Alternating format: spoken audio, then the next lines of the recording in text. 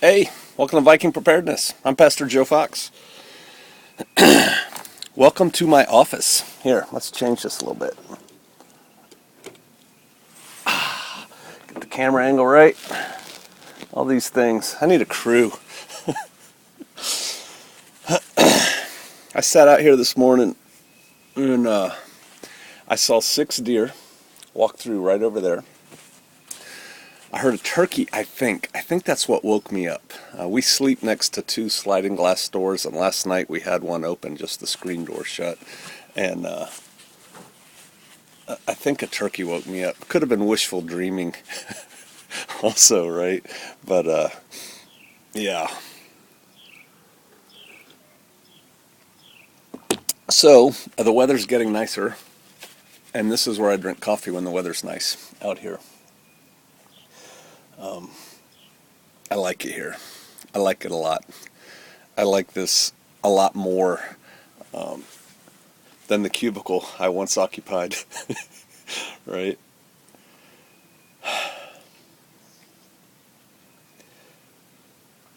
It's complicated. My wife just did a video recently. Her channel is For God Live, L-I-V.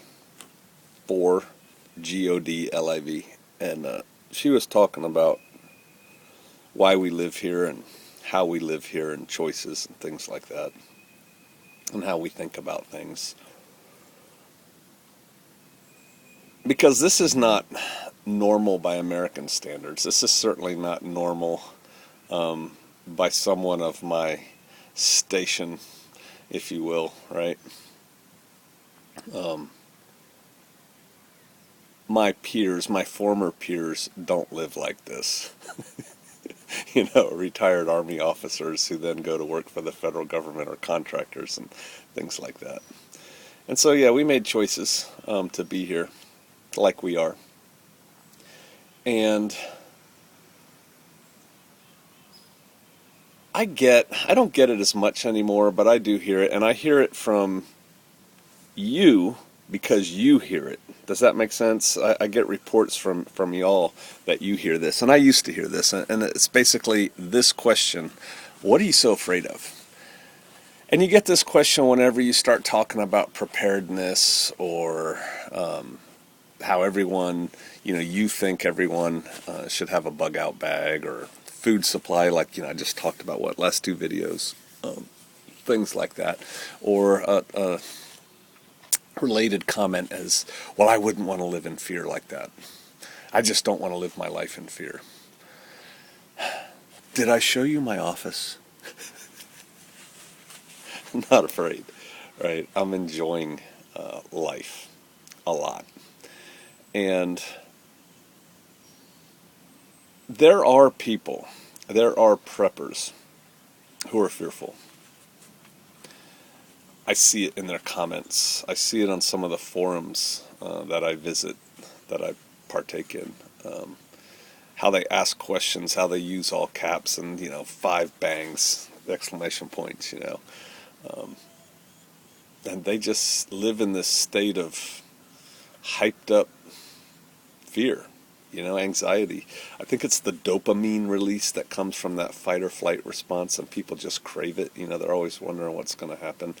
But one of my very first videos, man, I bet you it was in the first 5, I talked about the evolution of survivalist preppers and how most people who become aware, start out by getting a bug out bag or something like that.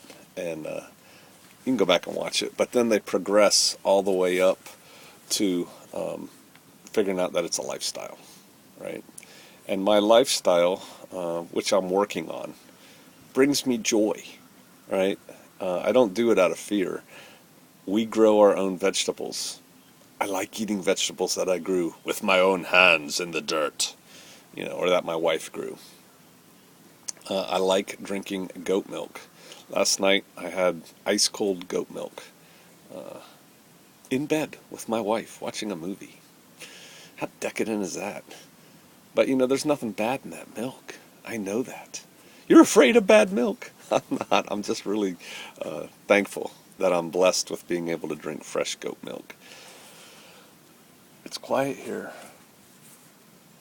you know, except for the jets that fly over occasionally. It's nice here. There's no drive-bys, there's no crime, there's no, I don't have to worry about that stuff.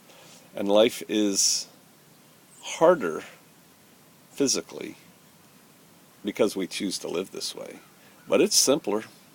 You get right down to the basics of life when you gotta go pump your water from the ground, haul it, haul in rainwater for bathing and washing dishes and clothes and stuff like that. Emptying, composting toilet buckets, gathering firewood and kindling and things like that. You get down to the basics of life, things that matter. And I get the people who say, why would you want to live like that? I have electricity and I have this and I have that and I can order stuff delivered from an Amazon drone right here. I get that. And sometimes, to be quite honest, I kind of wish that I had some things like that. I guess another area where I'm blessed is I could have that within 24 hours if I wanted to. I could still go live a similar lifestyle. But I choose not to. I choose to live here. If and when this world goes topsy-turvy, we will be much better off having chosen this simple lifestyle early on, as opposed to the people who are trying to straddle two worlds. And I'm not knocking those people. Don't get me wrong. I totally see the benefits of that. And I'll give you an example. Tommy, Off-Grid Homestead, puts out good material. If you don't watch him, you should. Off-Grid Homestead. He's building a bug-out location. I don't know. These are my words, not necessarily his. But, cabins and water and, solar and setting himself up, right? So that if the world goes bloop, he and his family could live there and have a relatively normal life, right? But yet and still, he doesn't live there. And I don't know. It's not like he's my friend. We don't sit around and have long conversations, although he has helped me out on some things. But I don't know if that's because his job requires him to work elsewhere, where there's more people, or, his family's not there yet. But he's in a different station of life than I am, right? And I realize that he's a younger man. He has children at home. And so, that's your earning potential years, right? I did that. I didn't live out here when I was that age. I lived in normal houses doing abnormal things. But, I get that. But it looks like constant forward progress on his part, getting a place like this ready to go. And when you're out living in this kind of place, it's relaxing. I don't care what time it is. The clock's changed recently. I don't care. I get up at dawn, a little bit before sometimes. I don't care what time it is. The only time I care what time it is in the middle of the night when I wake up. I do look at my watch to see how long it is before dawn. And if it's like an hour to an hour and a half before dawn and I wake up, I just get up. If it's 3 o'clock in the morning, no, I go back to sleep. And so a watch is good for that. But I really don't care what time it is during the day. We eat when we get hungry. We go to sleep when we get tired. We're in bed when it gets dark. I get a lot of sleep for the most part. So that's cool. And so what am I afraid of? Nothing. I'm choosing to live this way. I am not living this way because I think that the Russians are going to nuke us, or that the economy is going to collapse, or any of a variety of things. I live this way because I like the benefits of it. Now I do some things because, the prudent man foreseeth the evil and hideth himself. We do store food and we have survival gear and training and plans and things like that. And that is because I'm not afraid of what I see coming down the pike? I'm not. Matter of fact, I'm prepared for it. Um, but I see it. You wear a seatbelt, right? Are you afraid of getting into a car wreck when you go to work? But you wear a seatbelt. You have life insurance and health insurance and homeowners insurance. Are you afraid of the things that would cause you to have to use that insurance? No. I doubt many of you are like afraid when you get up in the morning, grab your commuter cup of coffee, and head off to work. You're not like, oh God, I could get killed today in a car wreck. Which, is one of the most dangerous things we do as Americans is drive. A lot more people have to deal with a house burning down than with fallout. You ever think about that? Um,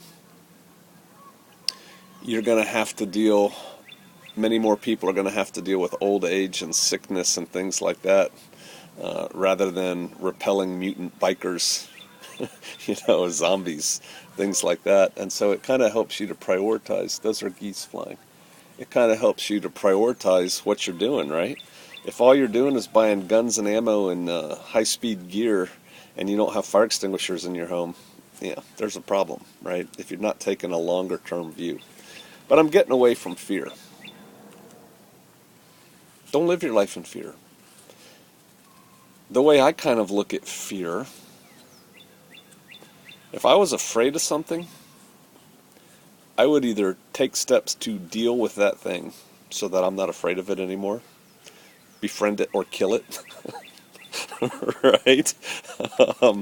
Embrace it or destroy it. Um, yeah, that's what I would do if I was afraid of something. I would just deal with it so that I wasn't afraid. Um, and so by doing the things that I do, the way that I live, the way I encourage you to live, is to put that fear in the back of your mind. Example, famine.